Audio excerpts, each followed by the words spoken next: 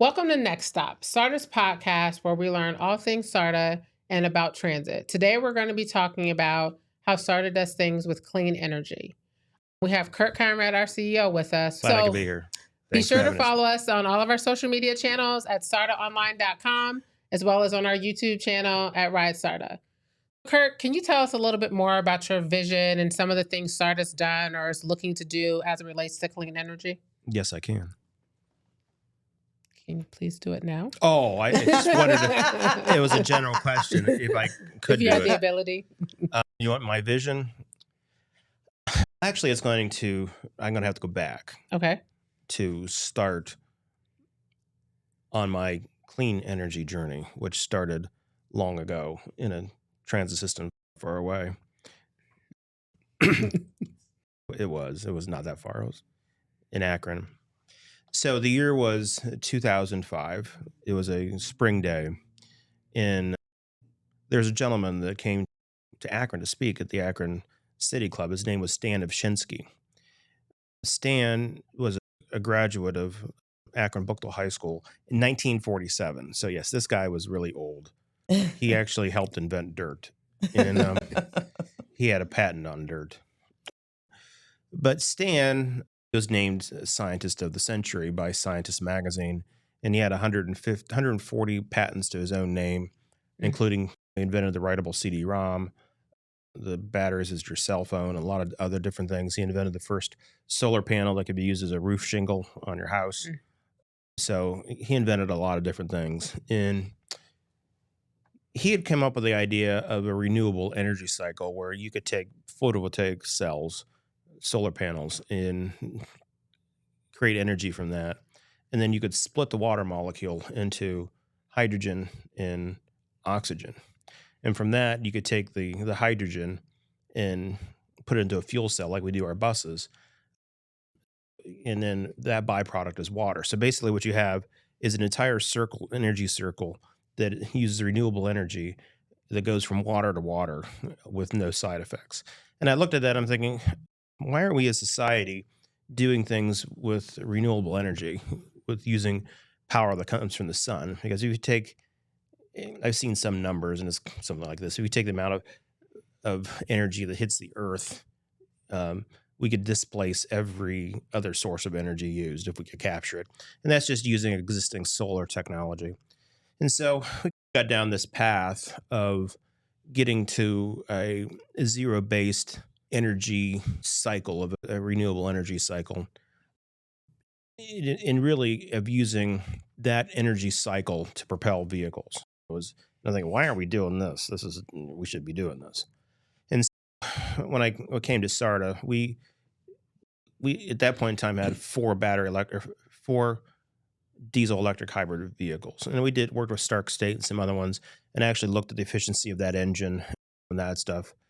At that point, we decided to look at natural gas, because natural gas has less of a CO2 and particulate output. Because when diesel burns, you see all the soot and dust and smoke come out of the vehicle. And whereas natural gas doesn't really have any of that. To get really nerdy, natural gas molecule only has four carbon atoms with it, versus diesel has 18. It's, do my math here, carry the one. That's a lot more. And even just by moving to natural gas, it has a significantly lower CO2 in what they call particulate, or basically dust or dirt output. And so we've been going down that line now since 2010, I do believe. And at this point in time, between the hydrogen vehicles and the CNG vehicles, we basically have nearly zeroed out our diesel fleet. We do have a few that straggle around for backup and that kind of stuff. But basically, we've moved away from diesel as a fuel that propels our vehicles. That kind of was the start of it. And then we moved into where we finally were able to get some hydrogen vehicles, fuel cell vehicles. And we have 21 of those now. Okay, wait. Can I stop you? Hold on Oh, what? 1 second. Yes. Oh. Did you ride in a car with Senator Brown?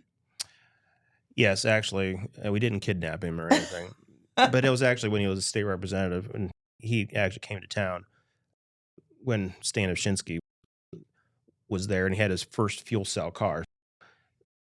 Yeah, so the senator and I, and the representative, were tooling around town in Stan's car. So it was actually a converted Prius that used hydrogen to propel it. So that was the first time that then Representative and Senator Brown rode in a hydrogen vehicle. So yes, I was the one that introduced him to that technology, and he continues to remind me of that to this day. So yeah, we actually did that. But Senator Brown actually has been a big supporter of us over the years. He's the head of the Senate committee that actually writes the transit appropriations. So they're very well involved with the no-low grants, and there's various other things that we do get funded. The one thing you don't really think about is that, yeah, we moved all this way into decarbonization and that stuff. Right now, since the passage of the infrastructure bill and the Inflation Reduction Act, there's more money that's going towards decarbonization and that stuff. And it's almost like somebody made a reference to that there's like gold bars falling out of the ceiling right now. But when we first started our program, when you say that we were doing a drips and drabs and putting it together, we really were cobbling our program together to start with. Back in the old days, before everything was easy like it is now, we got a phone call from the Federal Transit Administration, said, Cleveland doesn't want their fuel cell bus. Do you guys want it? We're like, okay, we'll take it. And then we found out Chicago didn't want theirs. We're like, okay, we'll take it. And then Boston didn't want theirs anymore. And then we got another bus literally given to us from the University of Alabama. And so it's like, I felt like it was like the old Life cereal. Give it to Kirt, he likes it. Or we were like the island of misfit toys. So we put this all together at ones and twos, but we put our station together for growth. And that kind of put us on this pathway we're on now. And interestingly, now we've got 21 fuel cell vehicles. So we've got 5 of the first hydrogen fuel cell paratransit vehicles in the country. And then we're looking at getting 2 other types of vehicles. One will be a full battery electric vehicle, 2 of those to serve the route that goes to Cleveland, because we have a route that goes to Wade Park 3 times a day. And the main reason is to take vets to the VA hospital up there. And we've been doing this service now in conjunction with the Stark County Veterans Service Commission for about 10 years now. But we've been serving that route with a typical 40-foot transit bus, which has, hard plastic seats and that stuff. And it's something that, a lot of the vets are older and that kind of stuff, and they're sitting on those for, over an hour. And it's just not a comfortable ride. So we've been looking at some over-the-road kind of coach that we could use, like a Greyhound bus. But we really hadn't seen a piece of equipment that we liked. Did you find something you liked? Actually, we did. we found something else that we liked. It was an over-the-road coach. So is that more like a luxurious type? Luxurious? Yes. It's got, it has massagers. And so if you could imagine, it's basically like a Greyhound bus. Okay. But they call this a low-floor version of it. And it's battery electric. So almost all of the luggage compartment below is batteries. And so early in my career, when I worked at a transit system far away in another galaxy, we used express route buses like the Greyhound buses to go to Cleveland. But to get the wheelchair ramp out, they really designed it. It was a scary design because the lift actually was in the luggage compartment. And so you had to get this lift out and then bring it all the way up. And it felt like it was like 85 feet in the air. And they've redesigned it now. So there's actually like a lower compartment where there's a ramp that comes in and you can put wheelchairs and that kind of stuff in it now. And so that reconfiguration of that bus is something I felt was what we could use on that long distance trips. We applied and got two buses funded through competitive grants. It's called no and low emissions, to get two electric over the road coaches, MCI buses. And so we're upgrading the building in our electrical infrastructure to allow those charging vehicles. And the interesting thing about being on the cutting edge like this, everybody wants to go to zero emissions or go to environmentally friendly, but it's awfully hard when you can't buy a vehicle to do it. And so I want to do zero, I want to do hydrogen, but I can't buy a hydrogen over the road coach until 26 or 27. And so that's always the problem with us, is that our stuff has long lead times, long cycle times, and a lot of planning go into it. And when you can't buy a vehicle that you'd want to in the market, you just have to wait or find something that, we prefer to go hydrogen, but we just can't find anything that's zero emission in that type of platform. Can I ask you a question? How, Yes. I guess it's more of a statement. I didn't realize that the electric buses, Yeah, this bus could probably go 150 plus miles. But the thing is, at least in my opinion, if you look at, people see Tesla and Elon Musk and all that stuff, but they don't really hear a lot about hydrogen. But there is an advantage. So both technologies have its advantage for a specific use case. Batteries are probably better for your own individual car, or like an Amazon vehicle that runs around and maybe does less than 150 miles in a day. You think about it, your own personal car probably sits and waits on you for 16 plus hours a day. And so charging that, and where you don't have a time sensitive, isn't a problem. But where it starts to become a problem is if you have a long duty cycle, like our buses can be out 12, 16 hours a day. And really, you don't have the time to recharge them. And it could take up to 4 hours to recharge a bus. So in that case, school buses or peak hour demand vehicles like we're talking about here going to Cleveland makes sense, because you have time to come back to the garage and recharge them. So that's what we're looking at. And you have to evaluate your use case of what you're going to do. It's just not as easy as moving away from natural gas or diesel. yeah. The thing about diesel, it's old technology. It's very efficient. You can go down to the Napa to get a part. If you want to measure how much diesel's in your tank, you just put a stick in it and see how wet it is and measure it. So it's an easy, known technology. And anything is going to be more complicated than sticking a stick in something and measuring it. That's always, I think, one of the challenges is moving to these vehicles is just that increased complication. Yeah. So I know you've talked a lot about the different vehicles and things that we have, but I know Yeah. we're also in other spaces just to help with hydrogen. I know you're like on different boards, committees, and things like that. Like, how are you and SARTA impacting the hydrogen space as a whole? So one of the things, and I don't know if I mentioned this before, but we're doing all this for decarbonization, ultimately, to try to impact climate change, try to impact national security, all that nice stuff. But so we've been working with the World Economic Forum, which you may have heard of. They're based in Davos, Switzerland, and they have a meeting every year that all the presidents and Bill Gates and all that go to. I didn't go to that meeting, but some of those people that we've been working with them on putting together what they call decarbonization clusters around the world. And they want to try to get 100 of them.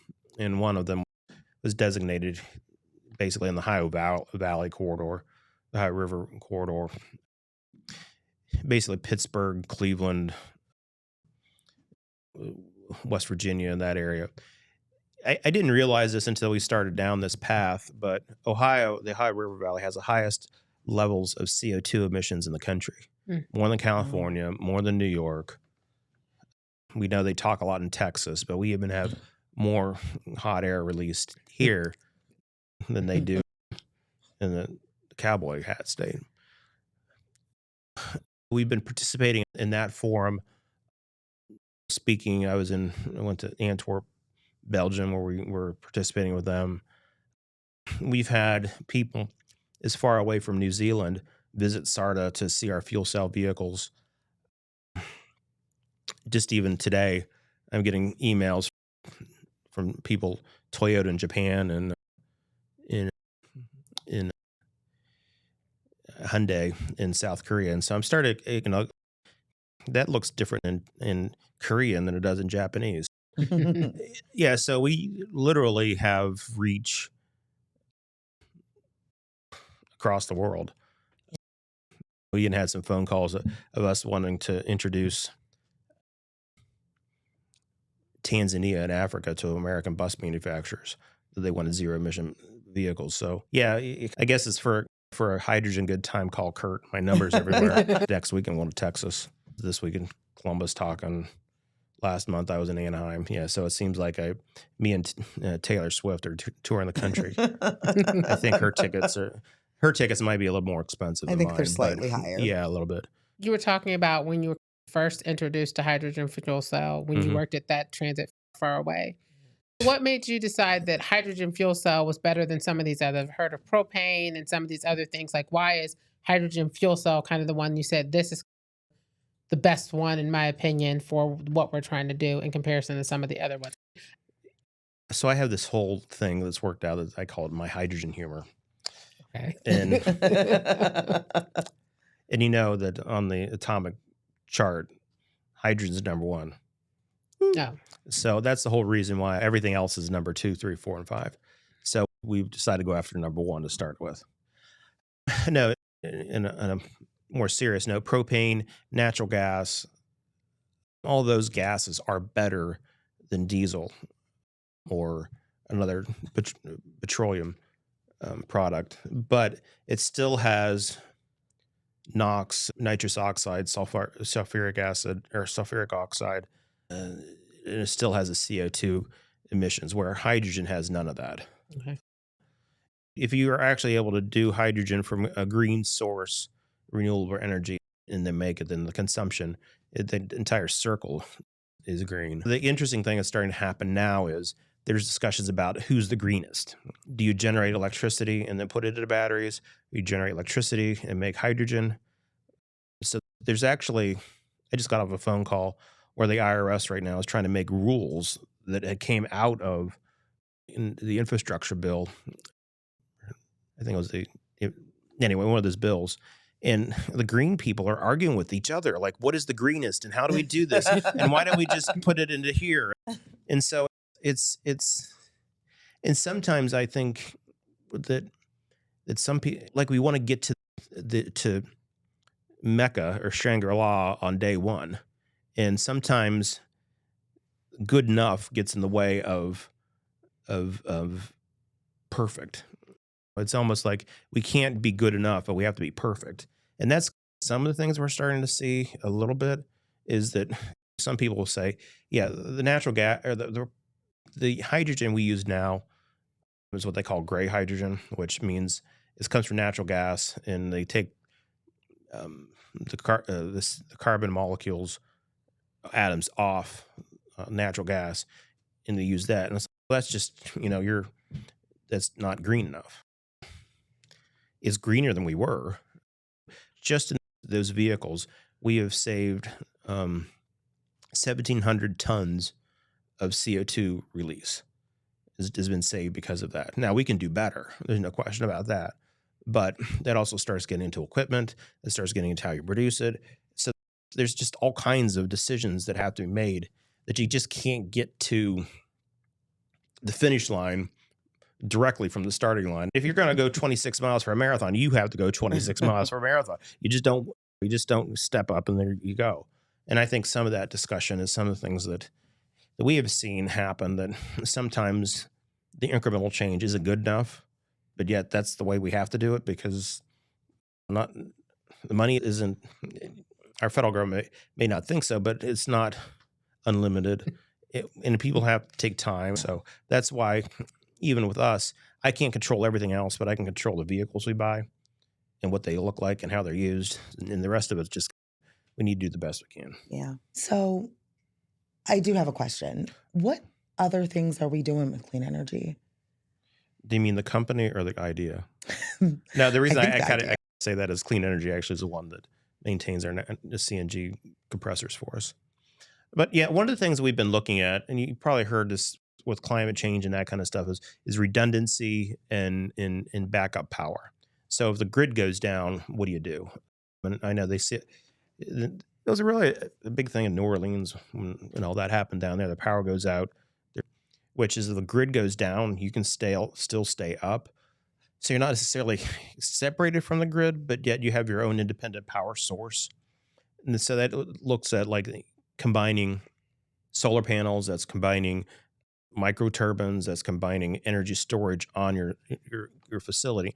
And that's something we've been working towards as we have redone our switchgear and various things internally. So the kind of the concept that I've had is that we have solar panels on our building. If you could imagine up down State Route 30, the solar panels and all that feeding back into an electrolyzer that would then store hydrogen during the day, so to speak, when it's sunny out. And so at night, what you could do with it is take that hydrogen, feed it back through this fuel cell, and then create electricity. So really what the hydrogen acts in that space is like a battery. It's energy storage. And so what we want to try to do is during the day, create energy and then store it and then use it off peak for ourselves. So that we would end up being our own kind of like microgrid or island. There's been times we've went down, we've lost power, our things will go down. And really for our riders that depend upon us, if our phones go down or we can't fuel vehicles, they don't go to the doctor, they don't go to work, they don't go anything else like this. So really what this is trying to do is insulate our operations to continue operations if something does happen, that we can continue pulling out, we can continue dispatching, we can do all that by using that energy storage that's stored in hydrogen. It's a lot of information. The idea, though, is that hydrogen is the key element for decarbonization, for energy storage, and for humanity to move forward with. And all the rest of the world has to do is just follow what we have done at SARTA, and we will be a successful world and country. That's the moral of the story. That is the moral of the story. Just do what we do, and everything will be fine. I want to thank you so much for coming on. Oh, sure. As always, it's a good time when you're on here. So thank you so much. Sure, not a problem. Thank you so much. We talk about this all the time, and I've had multiple conversations with you, but I learned a lot of new stuff that I just didn't know about the path and some of the other things we're doing. So it was informative to me. I think it's going to be really informative for our listeners and our viewers. So thank you so much for coming on. Sure. We really appreciate it. I just want to thank you again, Kirt. Really a pleasure. So that's our show. Join us next time on Next Stop.